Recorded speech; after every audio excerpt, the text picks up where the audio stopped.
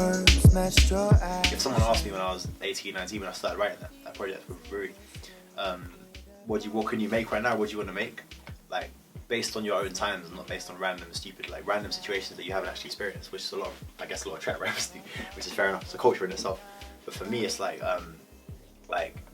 that's all I had at the time. You know, I had youth, which includes love, which includes you know, the first feelings you get, which are based on spiritual feelings. It includes just your love for music. It includes, I guess, it includes heartbreak for a lot of us. It includes certain things, and they're all sparked by my youth. You know, so that's all I had. You know, so when we were gonna name the tape originally Juvenile Youth or Juvenile, like, it's either we named it, like, Adolescence just slipped out because it was like, cool, this project paints these 4, 5, 6 years, you know, and there's nothing else that I can talk about, sort of thing. So every project you hear from me, well, hopefully, I don't know if I change or whatever, but every project you hear from me will be a chapter in my life, basically.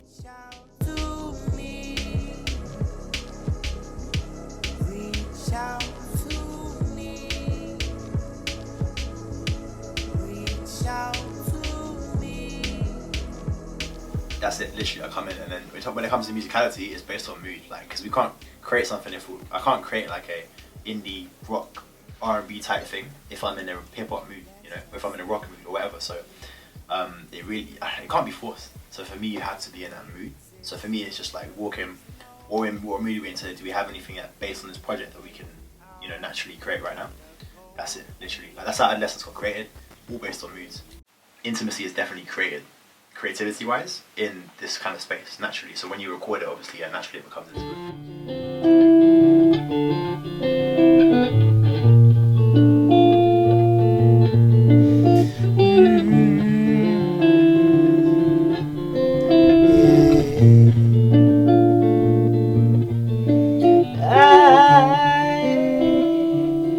I wish you knew what I'm was more inclined to in talk my directly head. about what I'm feeling than most other guys that are also musicians or songwriters, which I guess is a blessing in a way.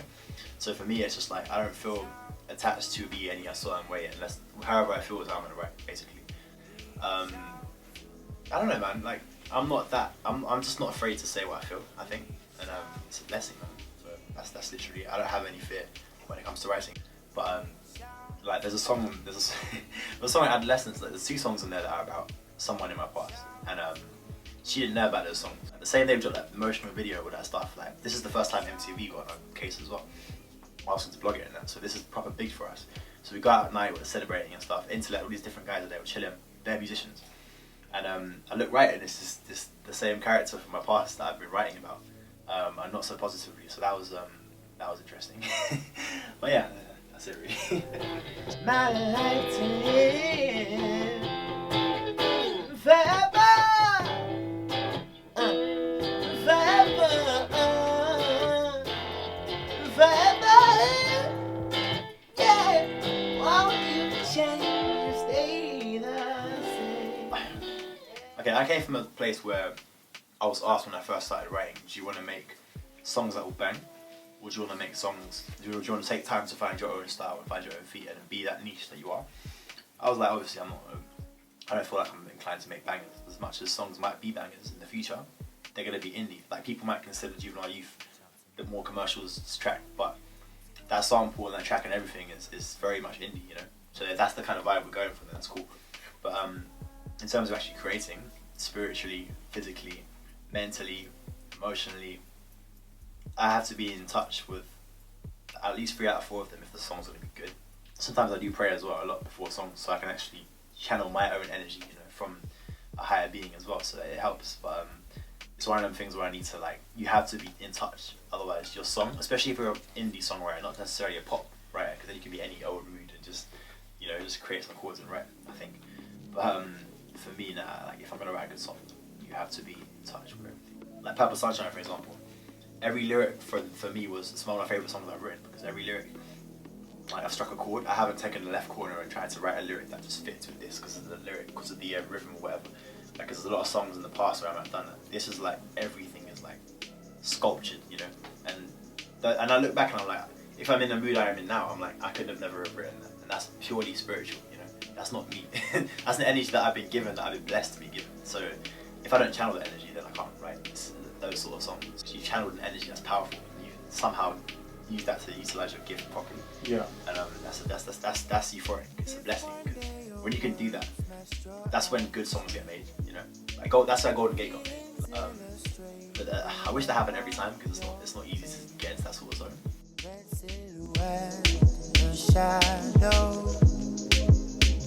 Above the bird skies I view.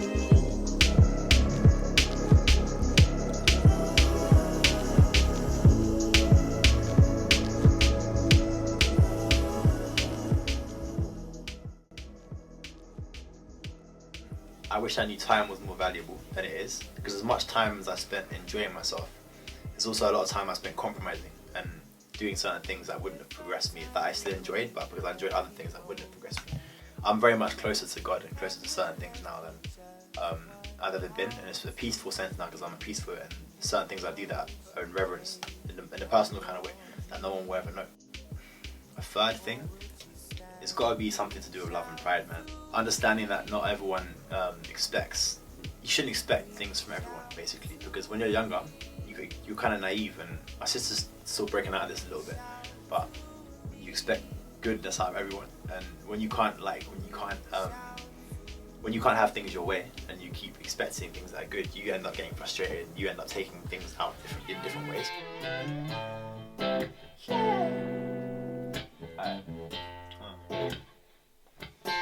We won't last, but I'ma live forever. We can fight and make love till the night spoils us again. Seasons pass, but will we make the summer last? Yeah, the F word is definitely like, I don't agree with it. I don't like the word. That's the truth. But at the same time, like, yeah, it's very hard being in a culture where egos and energy and male testosterone, all that kind of stuff are being combined with like 5'10" of you, whatever, and you're all just like at the top of that mentality, right? How can you really escape what everyone else is doing? You know, you have to be very, very, very strong, or just different. I get that completely. I think certain people, especially in London, have grown up in environments where swearing was part of your language, even from their parents. So it's like, how can you really argue against that when your culture has been, your lingual, whatever it is, the way you speak is based on your expression involving those sort of words, you know. So I can't argue against that. Me personally, I wasn't raised around that, so me doing that is out of my character. They said the things I bet I have done, said, locked emotion in my head. Regret has left me deep in debt. Yeah, gray sky, and it was raining. We first died. Now I can't help but think of you when they cry. I don't know, like when you're raised up with sport and music as passions, and you get to that point where you're extremely passionate about one of them, if you don't, I don't know, man, if you don't exercise that passion and you're very passionate about it, it's almost like you're hurting yourself, you know? I would say it's the most fearful thing you can ever do, like, because you have everyone thinking you're going to fail. You have everyone thinking, oh, he's just fallen off, his life is completely fallen off. You know, everyone's going to say that. But, I mean, if it's something you truly want to do, like, I just say why not, man? Because you have to really, really, really, really be passionate about it. Otherwise, if you're not, one, you're going to lose out on the opportunity you had in the business, corporate world, or whatever it is. And two, you're going to, if you're not passionate about it enough, you're going to end up in the music world, but not far enough as you want to, and then you end up getting, you just end up getting more depressed, or certain things you'll start feeling, because, like, real talk, I just tell you, any creative, man, if you have signs that are allowing you to keep creating, and you have, like, whether it's someone telling you something, or you making someone feel a certain way, or just being able to be stable enough to create and still do your little secret thing, if that, you know, that, bro, as guilty as I felt, like, how can I take that as a sign, you know? Most of the time we have faith, and our faith increases because of these signs, because of these blessings we keep having. So if you don't take that as a part of your calling as well, then going backwards. You like this sound? Do you like this sound? This is the sound of my youth. You know you like this sound. You like this song because this is the sound of my youth. The song I released, the cover, I had like maybe like 400, 300 followers on SoundCloud. Just average singers like a year ago, whatever. I don't know, about around a year ago. I released this cover of an Isaiah Rashad song. I Shot You Down, and I released it, and this is just basically me talking it out against people that didn't appreciate what musicians do.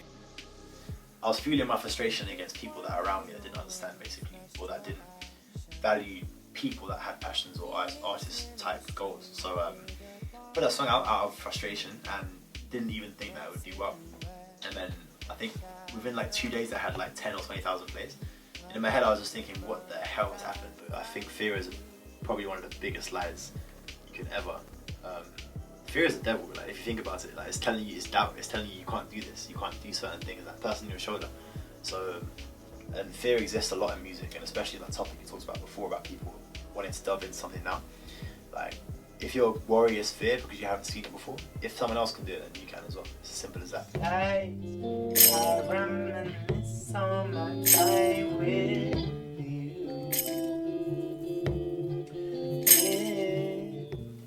Me and my siblings are quite like close. None of us are enemies. You know, we're all close. We will have different. Me and my sister, I think, maybe a bit more similar. Me and my brother in certain aspects, but even so, me and my brother both sing. You know, so it's like it's one of them things. And it's obviously my sister's younger, she does poetry and she's a girl, so competitive isn't really that. I think she empowers a lot of other females with her poetry as well, which is good, and I appreciate that a lot. That's why I say I would be a different person if I didn't have a sister, because she's very influential just in terms of how she is. And you can see that by all of her poetry as well. But yeah, just to do that song, even though I was just doing the Justin Bieber part, even so, like the creative process was still there. And I'd heard that poem before, and you know, just to think that that situation turned into me being the singer on the track and rewriting it a little bit so it fitted with the concept and stuff. It was special, man. I can relate to my fears. I'd rather live outside.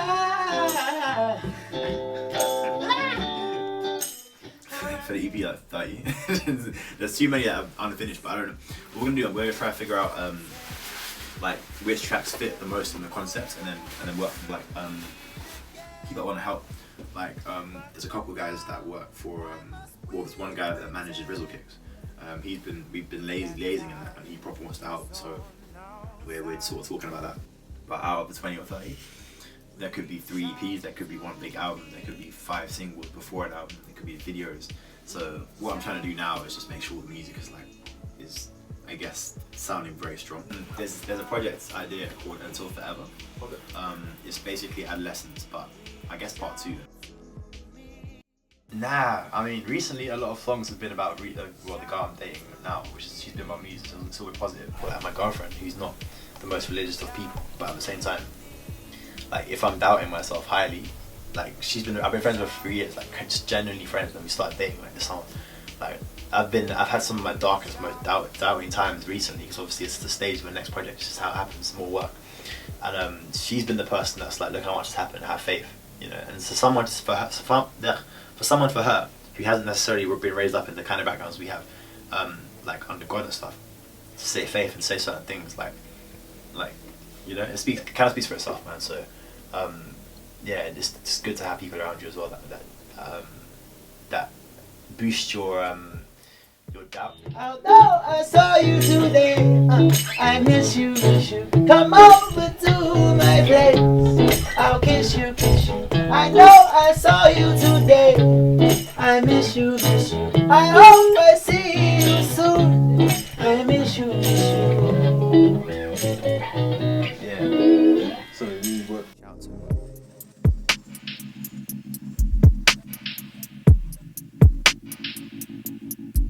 Reach out to me.